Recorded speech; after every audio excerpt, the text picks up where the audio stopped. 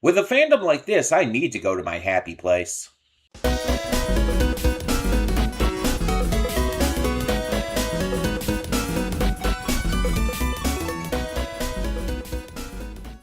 Before we get to today's video, I want to take a moment to talk about Patreon. That's right, we are on Patreon now, and we have a bunch of tiers with a bunch of great rewards.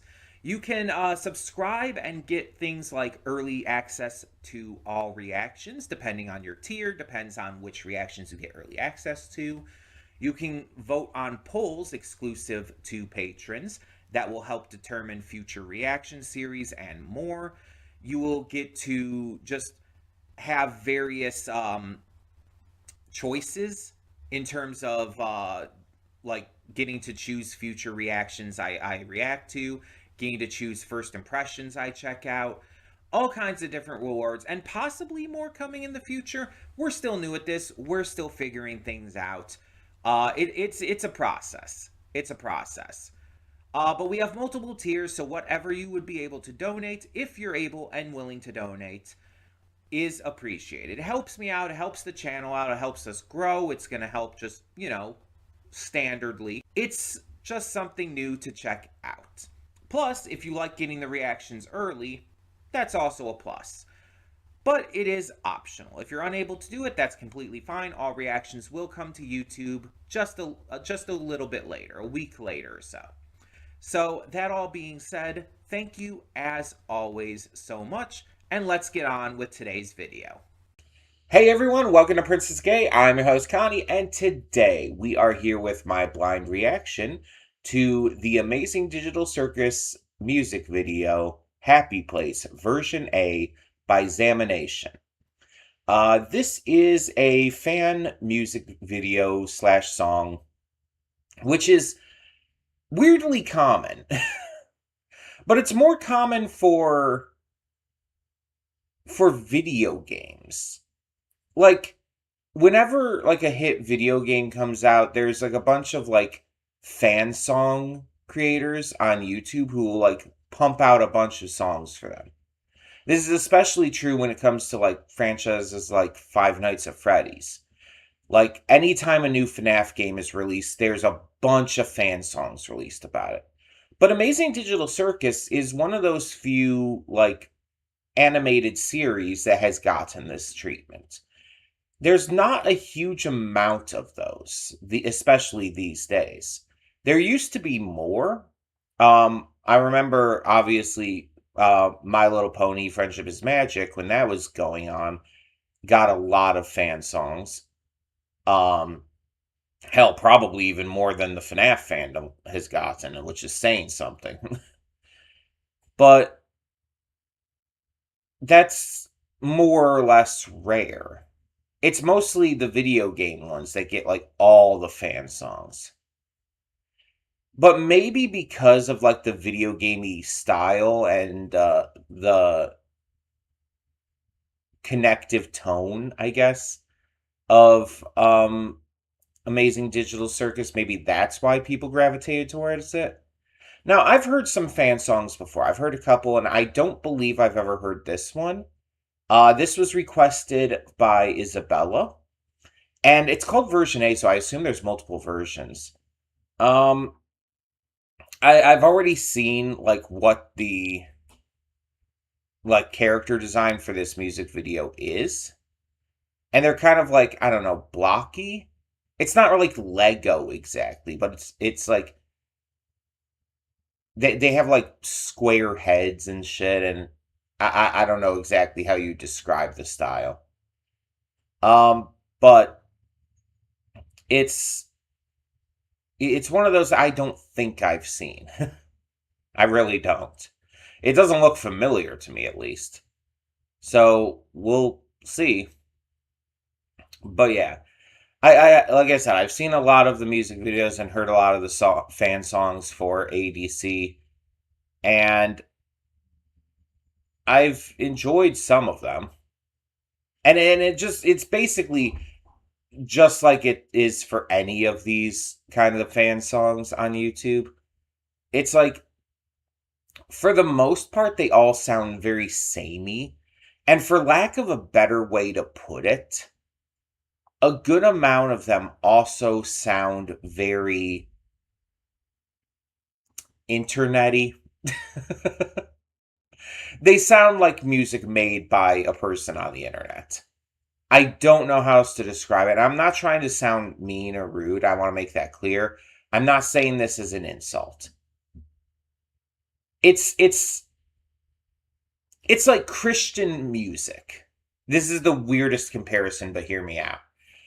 Have you ever listened to any Christian music, no matter what the actual genre is, and noticed that it all has just a similar sound to it? And it's not even about the lyrics or anything like that. It's literally about the sound of the song. No matter if the music is rap, rock, yes, there is Christian rap, by the way. Rap, rock, pop, country, does not matter. All Christian music pretty much sounds the same. It has the same tone and style and tune, all of that. And I don't know why. But you can always tell, even without listening to the lyrics, if a song is a Christian song. And I don't know if there's like some kind of psychological or auditory reason for that, but that's the thing. And the same thing goes for internet songs. Whether it's a song about Has Been Hotel, or Amazing Digital Circus, or Five Nights at Freddy's, or, I don't know, Doki Doki Literature Club. And no matter what the quality of it, I'm not, again, this is not saying that they're bad. But you can always tell it's a song that was made by someone randomly on the internet. Because it doesn't have the same sound as, like a professionally produced song in the music industry. It just doesn't. And again, I don't know why this is. I'm not trying to insult anyone. Because just because it sounds different doesn't mean it sounds bad. Keep that in mind. I'm just saying that it sounds different. And the thing is, this isn't a thing within the actual, industry, the, actual professionally produced music. For some reason, there's so much diversity in all that music. But when it comes to all Christian music, it all sounds the same. When it comes to all, internet, um, fan music, it all sounds the same. There are some exceptions, and I want to make that clear. It's like, there's always exceptions, but the exceptions are few and far between. And it's just like, I don't know how to explain why this is. And so yeah, I feel like this is going to be very much like a lot of other fan songs. But I mean, I don't know. Because sometimes you'll get someone like the Stupendium, who, despite the songs sounding like, a fan song, are so aggressively good that it really doesn't matter. Stupendium has some amazing video game songs out there, for example. Check out the first song I ever heard from them was their Doki Doki Literature Club song, actually. But they also have great songs for Fallout and Life is Strange and so on and so forth. And so I would definitely suggest checking them out if you haven't heard of them before. It's spelled exactly as you would imagine. Stupendium, like Stupendium. And the channel is just The Stupendium. We call them Stoops for short sometimes. And yes, by the way, it's one person. They use they them pronouns. They do have a team.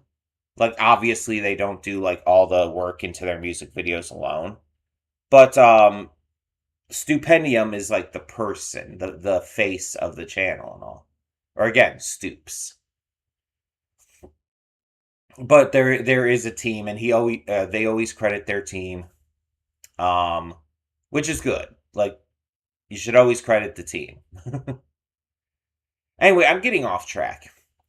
The last thing I want to say before we get into this, though, is that there's been some drama in the fandom lately for Amazing Digital Circus. And I don't tend to pay too much attention to that. But from what I've gathered, it's like, it's all centered around like stuff that was said out of context. And within the context, it's like nothing. It's like it's basically like making assumptions about a person's intent, which is never good. And stuff like that. And it's just it's one of those cases where I feel like it's just the internet being the internet, where people just want to cause drama and are looking for any way to do it. Or maybe even because this happens too, it's just people wanting to be shitty and, for whatever reason, maybe jealousy, trying to destroy people's careers because they can't handle that these people are like getting even just internet famous.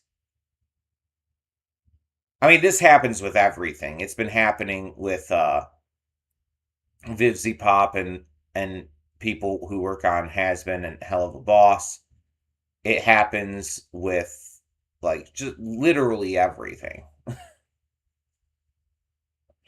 And it's going to keep happening, unfortunately, because the internet has just allowed people to become terrible. It really has.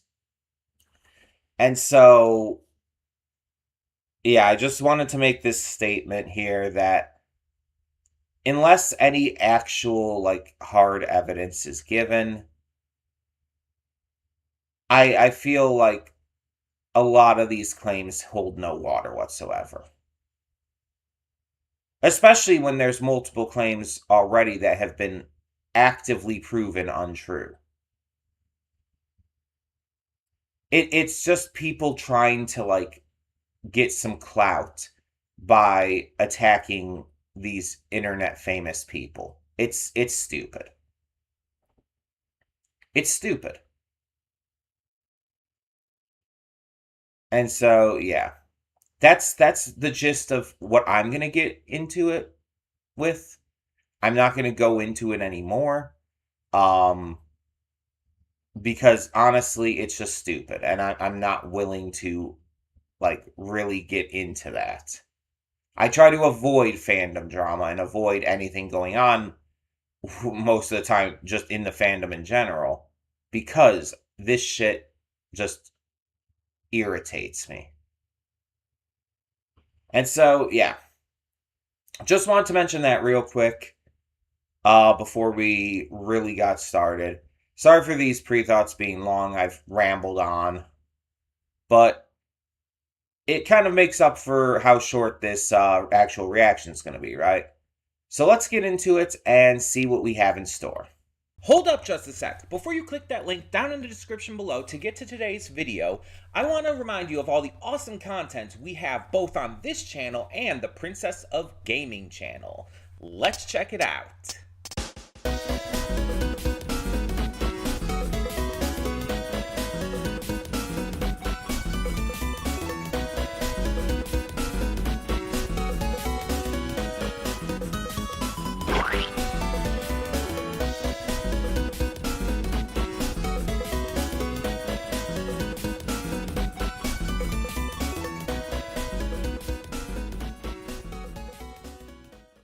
Welcome to the Afterthoughts. We'll begin with spoilers in 3, 2, 1, now. So, I looked up, and this apparently came out in December of 2024. So, this has been out for a long time. Which is wild, because this was basically just the most recent episode. um that's crazy that I don't know, either predicted everything, because I assume Goose had the entire like layout set up ahead of time from the beginning and like knew where it was all going. And I think she said something along those lines.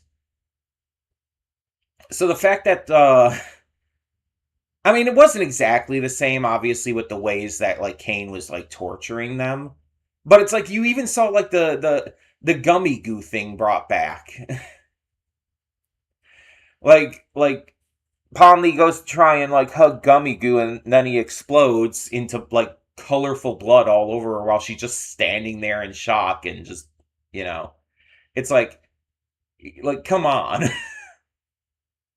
And then like there's like a shot of like Kinger being stuck in like Windows or something, like Microsoft Windows, and it's like, yeah, because what we found out with Kinger from the recent episode and all of, you know, his connection to everything. Which, mind you, a lot of people were predicting that from very early on. Um, so I like the video. There's a lot of creativity in the video. They mix in some live action, they mix in some different animation styles. It's pretty fun. And I really like when these kinds of videos do that, when they get very creative and unique and interesting, because that's what I think they should be doing, especially for a series like this. In regards to the song, it's fine. It's just not my kind of music, but for me personally, nothing about it was that great. It was very it was a lot like the most basic internet fan songs you've ever heard. And what I mean by that is that it is the most generic earworm type song possible. Like you check out any of the really big, really popular fan songs out there, again, no matter what fandom they're from, and it's this. It's just this. It's made to be like this catchy earworm, but it's made to be like it's made to fit into like this kind of generic mold because of it. Because it's specifically trying to appeal in a certain specific way to the certain specific demographic of people who listen to this kind of music. It's just, I've heard songs like this a million times. It doesn't stand out. It's nothing special. And again, it's not bad. I want to make that very clear. Like a 6 out of 10 is still like positive. It's still genuinely good. But I've said this before, I'll say it again. When I'm doing these reactions, I'm not here to just like, you know, praise the people and the works I'm reacting to just without any criticism. I'm going to share my genuine thoughts. I'm not going to necessarily be mean about it unless there's something that deserves it, which is usually more related to, you know, some kind of really fucked up thing.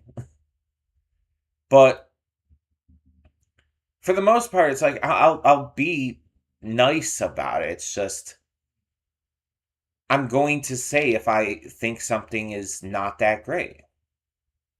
Because I truly believe that it's better to be honest than to just hype someone up just to make them feel better.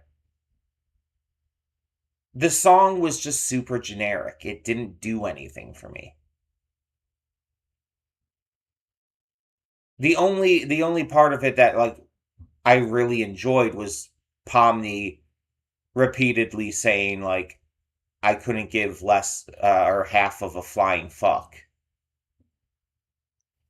but it like not letting her say like fuck because of obvious reasons. And it's like that joke I liked because that's a very like in universe accurate joke to the series. Remember, in the very first episode, Pomni tried out every single swear word she could think of to test the censor.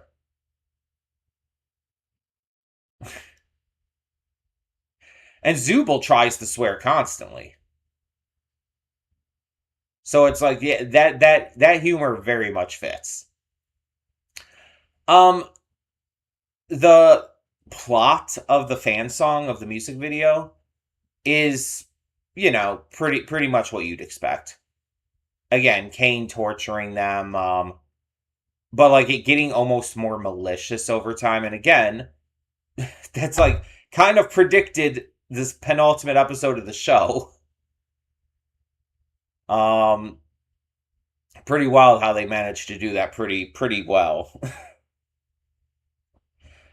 um, I can only imagine, like, did the VAs know that this was predicting the future? Or had they not read the scripts for the later episodes? Yeah, I don't know how like the production behind the actual show went in regards to all of that. But yeah, it's like there was definitely some fun in there with that entire idea. I'm very I'm honestly very curious about the other ending because there's apparently like two endings. This is version A and there's I guess a version B. Um but we're not reacting to that today, unfortunately. Maybe we could do that for another time. I don't know. I'm just reacting to what I was told to react to. And Isabella specifically requested this one. But yeah, this was very, very interesting. And again, I liked a lot of the visuals. There was like a Jax plush at one point. The fursuit wasn't a rabbit, though. Someone just took their fursuit and like made an outfit that was like Jax's outfit. And it's like it's like that's just like a cat or a fox or so. I don't think it was a fox. It wasn't a fucking rabbit though, and I've seen rabbit fursuits. They do exist. It's just they, I guess, weren't able to get one or whatnot for this, or weren't able to find someone who had one. It's just, it kind of sucks, admittedly. It is a little immersion breaking, but otherwise, it's like that. If that's the only part that was like an issue, especially with the visuals, that's a good thing. There were some really creative moments and everything. Like, I think Gangle was on like Microsoft Paint, and like they drew the line on her mask, and so that it cracked and fell off, and it's like that was fun. That was creative. I like that. Pomni, there was a point where Pomni was running to try and get to the exit door, and she like changed art styles a couple times at that moment. Stuff like that is like that's really cool. I love creative shit in terms of animation and whatnot, and I think that this music video, that's where it truly shined. The actual video is where it truly shined. When it got like super creative and fun, photorealistic Kane was upsetting. But it would be. It absolutely would be.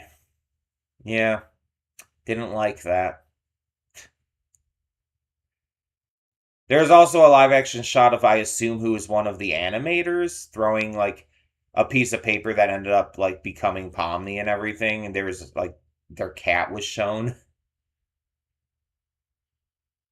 It's like they really had fun with the styles of this. And again, that's exactly what this should be. So I enjoyed this overall. It was a fun watch. Again, my only real issue was that the music was kind of generic. But if I'm being completely fair, like I said in the pre-thoughts, For those of you who are watching on Patreon and might not have seen the pre-thoughts, but what I said was that, like, when it comes to these, like, internet fan songs, they mostly all just sound the same. They have a very, like, specific style and tone and sound to them. I really don't know how to explain it super well, but it's like if you've heard one of them, you've basically heard pretty much all of them. There's some exceptions out there, but they're the exception, not the rule. So, but yeah, and this was another example of the entire cast being brought in. It's happened for multiple other fan songs. Michael Kovac does a lot of these. Lizzie Freeman, Alex Rashawn. They tend to do a lot of these. But they got the entire cast for this one. Outside of Goose herself, for Bubble. Bubble was just shown, not heard, which is a little disappointing. But I don't think Goose has actually ever been in any of these. At least not that I've noticed. I know there's been one or two where I've heard Bubble speak, but it has been someone else doing the voice, and it's been notably obvious that it was someone else doing the voice. But yeah, it's like I've heard the others like in various ones of these before, so it's not really surprising. Because again, they do this all the time. It's just it's always interesting to see them taking such an active part within fandom works. Because I feel like there was such a long time where a lot of animation, especially that on TV, the people involved in it weren't like pretty much legally allowed to take part in fandom works because it could lead to liability and legal issues. But I guess for internet culture, that's not as big of an issue. And it seems like they're fine interacting with them. Although, there's some people out there who are assholes about it and act very elitist. And that's both in like the TV shows and how they react to internet culture, and then people from other internet series. It happens. The biggest one is actually a TV to internet thing, and it's super well known about at this point. But Sean Schemmel, or Schemmel, however you pronounce it, I've always pronounced it Schemmel. The voice of Goku that everybody knows at this point. He's a fucking asshole. He's like a really terrible person. And one of the big examples of like his infamy online has been his reaction towards Dragon Ball Z Abridged. He's basically really shitty towards Team 4-Star and towards anyone who talks about Abridged. And he basically he's basically said that he sees it as an insult to the original creation. He's an elitist prick, and this is not just the only thing he's done. It's just an example. It's probably the most known. And it's also kind of funny because there's other VAs in Dragon Ball who have worked with Team 4-Star, like Chris Sabat, for example, who you might know from Dragon Ball Z as Piccolo or Vegeta. He's worked with Team 4-Star, and he's done other internet projects like Ruby. So, yeah. Just, I mean, among other things, goes to show how different they are. But yeah, it's like, it's kind of refreshing to see the cast like so aggressively embracing this kind of fan content, because like it just feels like they're like really paying tribute and love to the fans when they do stuff like this. And so I love it. But yeah. This video, the music was fine, not great, but like a 6 out of 10 is still good.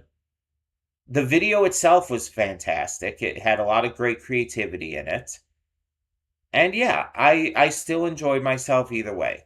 So let me know your thoughts down in the comments below. And for now, I'm Connie and I'm signing off. See y'all next time.